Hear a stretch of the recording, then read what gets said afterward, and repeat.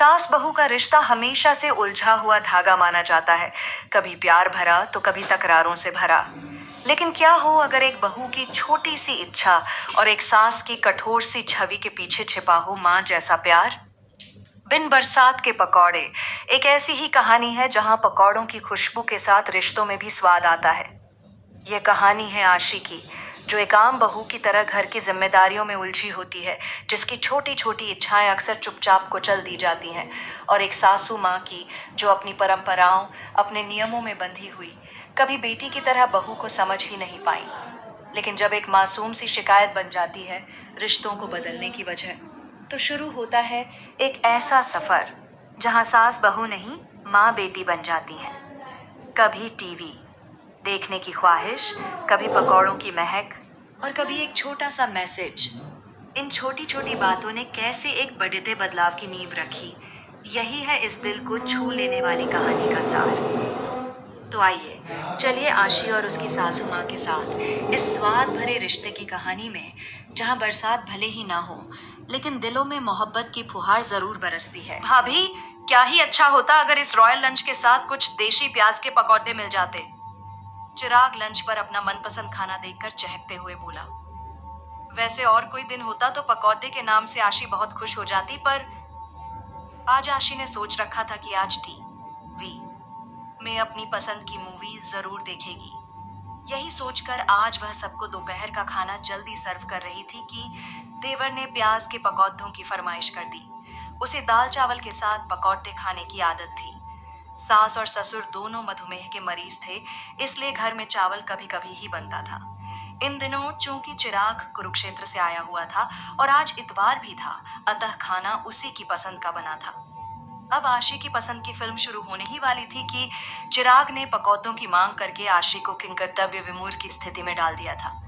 वैसे आशी को पकौड़े बहुत पसंद थे, पर यहाँ ससुराल में सब बिल्कुल सादा खाना खाते थे, और पकौड़े तो यहाँ कभी रिमझिम बरसात की शाम को ही खाए जाते, कभी सर्दियों में, या कभी मेहमान के आने पर ही बनते थे सुनहरे करारे पकौड़े।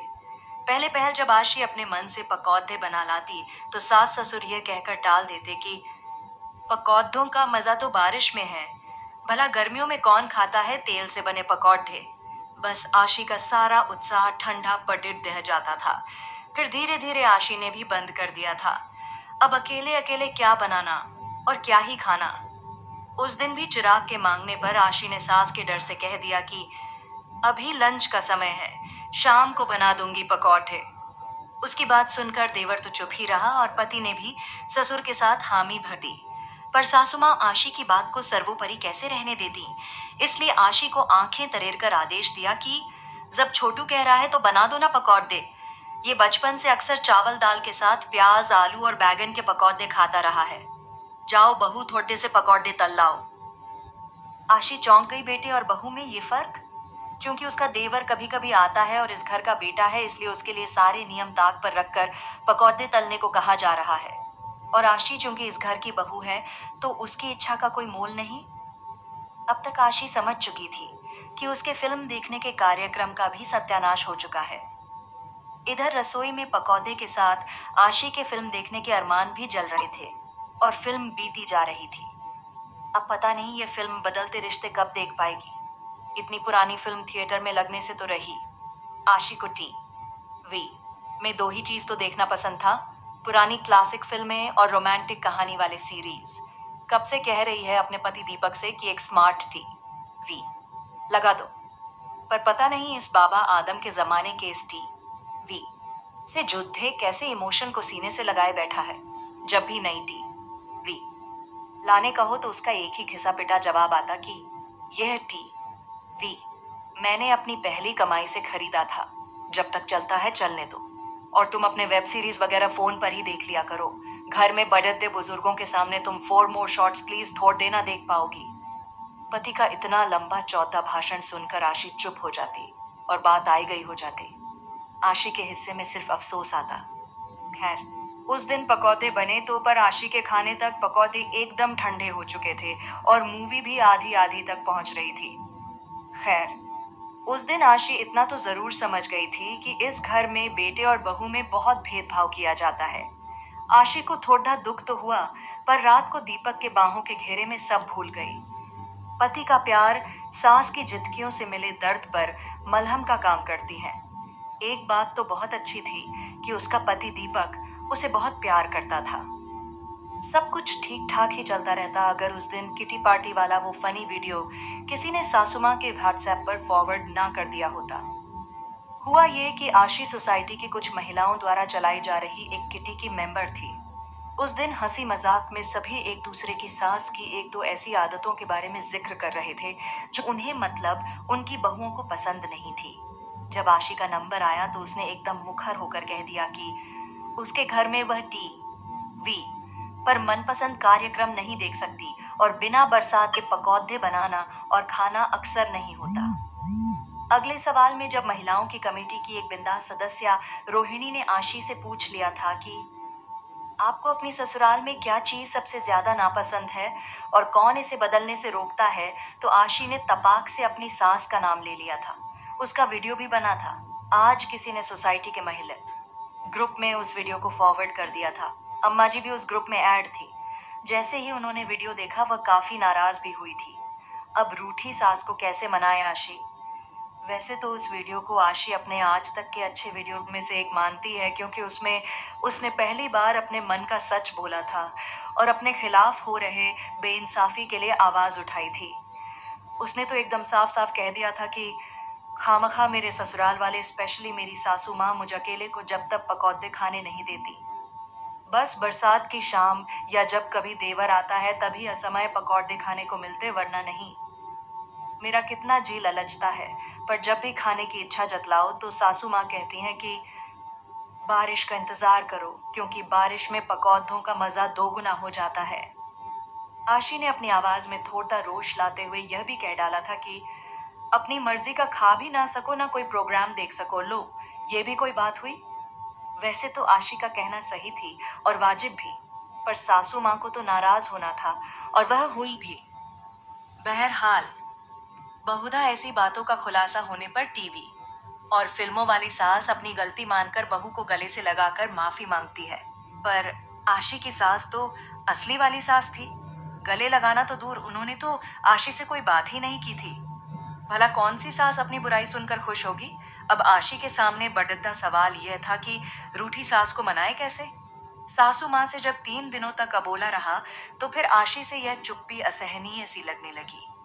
चौथे दिन जब सासू माँ की बेरुखी मुझसे सही नहीं गई तो आशी ने उन्हें एक प्यारा सा मैसेज किया, मुझे माफ कर दीजिए माँ, बहू समझकर नहीं, बेटी समझकर। बस फिर क्या था, सास पिघल गई। उन्होंने आशी के मैसेज का कोई जवाब नहीं दिया, पर सीधे रसोई में आई और उसे मुस्कुराकर देखते हुए बोली, अगर बेटी बनना चाहती थी तो अपनी इच्छा मुझे ना बताकर अपनी किटी की सहेलियों को क्यों बताया? ये तो टिपिकल बहू वाली हरकत हुई ना। सुनकर आशी को तो एक बार की यकीन ही नहीं आया कि यह वही खड़ी दुस्सास बोल रही है जो हमेशा अपनी बहू पर अपना दबदबा बनाए रखना चाहती है। मुझे लगा अब हम दोनों का रिश्ता काफी हद तक सामान्य हो जाएगा। मैं भावातिरेक में उनके गले लग गई। उस दिन आशी शाम की चाय बनाने ज्यों ही रसोई में गई तो सासू माँ को पहले ही वहां देखकर उतना आश्चर्य नहीं हुआ जितना कि उनके हाथों में बेसन लगा हुआ और केडीडी धाही के तेल में पकौड़े को सुनहरे रंग का होता हुआ देखकर हुआ। आशी एकदम से पूछ बैठी, माँ, इस वक्त पकौड़े, इतनी गर्मी में? अभी तो बरसात का कोई अंदेशा भी नहीं। क्या करूं, बहू की इच्छा होती तो टाल जाती या डांट देती, पर वो क्या है ना, मेरी बेटी को पकौड़े बहुत पसंद हैं और वह भी पालक के, मेथी के, गोभी के, तो उसके लिए बरसात का इंतजार थोड़े ना करूंगी। सासू माँ ने बड्डी अदा से हाथ नचाकर कहा तो आशी को भी हंसी आ गई। आज जब अम्मा जी ने आशी को पकौड़े बनाकर खिलाए तो कसम से आशी को अपनी माँ के हाथों से बने पकौड़े की याद आ गई।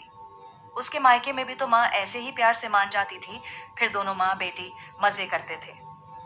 मजा तो तब और आया जब आशी धनिए पुदीने की चटनी भी पीस लाई और सासू माँ के चेहरे की मुस्कान भी खिल उठी। तीखी चटनी और चाय की मिठास के साथ करारे पकौड़े थे, जैसे सास और बहू के मुंह में घुले जा रहे थे और साथ ही घुल मिल रहा था सास बहू बनाम माँ बेटी का रिश्ता भी। उसके बाद ना ही आशी ने उनका दिल नहीं दिखाया और ना ही सॉरी बोलने की जरूरत पड़ी थी। वैसे भी अब आशी उनकी बहू थोड़ देना थी, और माएँ कब देर तक बेटियों से नाराज रह पाती हैं। उस बिन बरसात के पकौधे वाली शाम को बरसात तो हुई थी, पर आशी की सासू माँ के प्यार और आशीर्वाद की। एक दिन आशी ने अपनी सास माँ के गले लगकर स्मार्ट टीवी पर पुरानी क्लासिक फिल्में, नए नए प्रोग्राम और वेब सीरीज देखने की इच्छा जताई, तो दिवाली पर वह भी आ गई और पुराना टीवी पहुंच गया चिराग के कमरे में, जहां बाप बेटे मैच देखते या एक ही न्यूज को अलग अलग चैनल पर देखकर सच झूठ का पता लगाते हुए व्यस्त रहते। इधर सास बहू ना ना माँ बेटी नए स्मार्ट टीवी पर अपने मनपसंद कार्यक्रम देखती, वो भी बिन बरसात के पकौधों के साथ। क्योंकि अब आशी और उसकी सासू माँ के बीच दोस्ती जो हो गई है, पकौधे वाली ना ना पक्की वाली।